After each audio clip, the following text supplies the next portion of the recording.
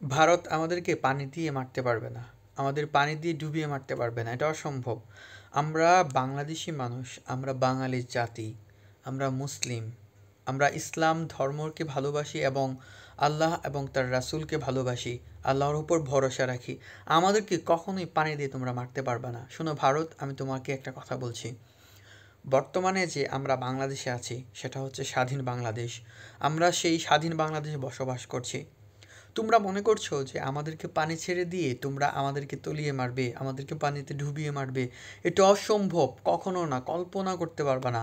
আমরা মানসিকভাবে কতটা শক্তিশালী, কতটা দৃঢ় প্রতিরুদ্ধ। আমরা যত দুঃখ কষ্টই আসুক না কেন, যত ঝড় ঝাপটাই আসুক, আমরা সব কিছুর মধ্যে মোকাবেলা করতে পারি। মোকাবেলা করতে আমরা প্রস্তুত। এমনকি পৃথিবীর মতো বড় বড় যুদ্ধও আমরা করতে প্রস্তুত। নো প্রবলেম, আমাদের কোনো সমস্যা নেই। সমস্যা তোমাদের। দেখো, অনেকে বলতেছে যে বাংলাদেশে পানিতে ডুবে গেছে, যাতে বাংলাদেশে ত্রাণ না দেয় ভারত থেকে, সেই দাবি জানাচ্ছি। আরে ভাই, কী আজব ঘটনা! তোমরা নাকি বলতেছো যে আমাদেরকে ত্রাণ দিবা। দেখো, আমাদের সাধারণ মানুষজন, বাংলাদেশের সাধারণ মানুষজন আজকে একটা মাত্র ফাউন্ডেশনের মধ্যে 20 কোটি টাকা সংগ্রহ করছে। শুধুমাত্র একটা ফাউন্ডেশন। এরকম তো হাজার হাজার ফাউন্ডেশন আছে, সামাজিক সংগঠন আছে। এরকম সামাজিক সংগঠনের মধ্যে লক্ষ কোটি টাকা উঠতে পারে। আমাদেরকে দাবিয়ে রাখা যাবে না, দমিয়ে রাখা যাবে না। আমরা হচ্ছে বীরের জাতি।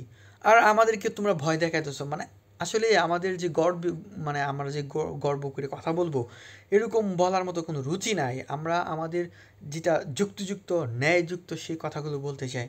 তোমরা আমাদের পানি ছাড়ো, তোমরা আমাদেরকে বলবা আন্তর্জাতিক নদী হিসেবে তোমরা সেই নদী ভাগিদার, অর্থাৎ 54টা নদী তোমাদের সাথে আমাদের সম্পৃক্ত। তোমরা অনেক উজানে, আমরা ভাটিতে থাকি। তোমরা অনেক উপরে, আমরা নিচু স্থানে থাকি। অর্থাৎ তোমাদের যে নদীগুলো, আন্তর্জাতিক নদীগুলো, আমাদের পদ্মা, মেঘনা, যমুনা, যেই নদী বলো না কেন, সবগুলার যে উপর থেকে তোমরা যখন একটা, এই যে এভাবে যে উপরে পানি ডাললে নিচে আসবে, এটি তো তোমরা যদি উপরে পানিগুলো আটকায় দাও, তোমাদেরই সমস্যা। কারণ পানিগুলো আটকাইলে, যে পানিগুলো আসার কথা ছিল, উপর থেকে যখন বৃষ্টি আসবে, চীন থেকে যখন পানি আসবে, তখন তোমাদের তো সেই পানিগুলো অনেক ভরপুর হয়ে যাবে, তোমাদেরও বন্যা হবে। আর একটা কথা মনে রাখো, তোমরা যে ফারাক্কা বাঁধ নির্মাণ করছো, সেখান থেকে কোনো ইনকাম হয়েছে তোমাদের? আজ পর্যন্ত 50 বছরের উপরে পার হয়ে গেছে এই ব্রিজটা, ফারাক্কা বাঁধটা। এই বাঁধ থেকে তোমাদের কতটুকু উপকার হয়েছে? বরংশ তোমাদের আরও ক্ষতি হচ্ছে। দেখো, তোমরা যে ফারাক্কা বাঁধের এখান থেকে হুগলি নদীতে পানি সরবরাহ করছো, বাদ দিয়া পানিগুলো এখানে নিয়ে যেতেছো এই খালে, ওই তোমাদের কলকাতা পোর্ট বন্দর করার জন্য, সমুদ্র বন্দর রক্ষা করার জন্য। তোমরা কতগুলো রক্ষা করতে পারছো? পানি নিয়ে কিছু হয়েছে? তোমাদের বরং আরও 450 কোটি টাকা প্রতি বছর খরচ করতে হয়, নদী শাসন করতে হয়, নদী খনন করতে হয়।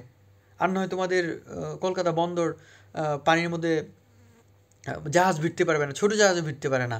আরে ভাই, পানামা খাল দিয়ে যে জাহাজ, ছোট জাহাজ যায়, সেই জাহাজ অর্ধেক করলেও তো এখান থেকে যায় না।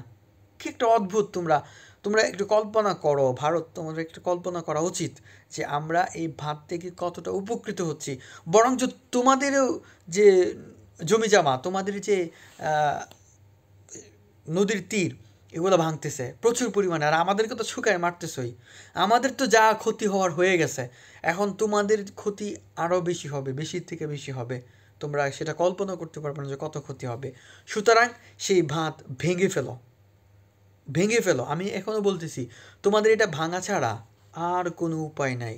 তোমরা এটা রাখলে তোমাদেরই ক্ষতি। তোমরা দেখবা আরও 10-15 বছর যাক, যুগের পর যুগ তোমরা ক্ষতিগ্রস্ত হইবা। সুতরাং আমাদেরকে টিটকারি করো না, এরকম মজা মস্করা করো না। আমরা কিন্তু মানুষকে মানুষের পাশে দাঁড়াতে পারি, মানুষের সাহায্য করতে পারি, মানুষকে ভালোবাসতে পারি, বুকে আগলে রাখতে পারি। তোমাদের মতো বেইমানি করতে পারবো না, তোমাদের মতো হ্যায় প্রতিপন্ন করবো না মানুষকে। তোমরা হচ্ছে নির্লজ্জ জাতি, তোমরা হচ্ছে কি বলবো, তোমাদের কোনো সামাজিকতা নাই, কিছু নাই। তোমরা, যাই হোক, কিছু বলার প্রয়োজন মনে করি না। ভালো থাকো, সুস্থ থাকো, এবং মানুষের মতো মানুষ হওয়ার চেষ্টা করো, মানুষকে ভালোবাসার চেষ্টা করো। মনের ভেতরে মানুষ, তোমার যে মাটির স্ট্রাকচারটা, এটার ভিতরে মনুষ্যত্ব পয়দা করো। তবেই ভালো থাকবা, তবেই ভালো থাকবে তোমার দেশ, তবেই ভালো থাকবে তোমাদের জাতি।